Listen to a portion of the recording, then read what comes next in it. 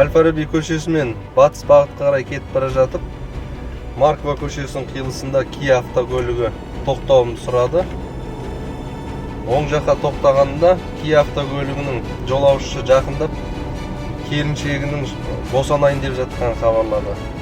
Бізге екінші перзентханаға шұғыл түрде жеткізуге көмектесуімізді сұрады. Кешкі кептеліс кезі болатын, содан Kia автокөлігіне екінші перзентханаға шұғыл түрде жеткізуге көмегімізді тигіздік. Алматы қаласы ағаларымызға үлкен рахмет. Әйелімізді аман есен шығарып тастап ауруханаға уақыт үлгердік. Азаматша перзентханаға жеткен соң жарты сағаттың көлемінде аман есен босанған.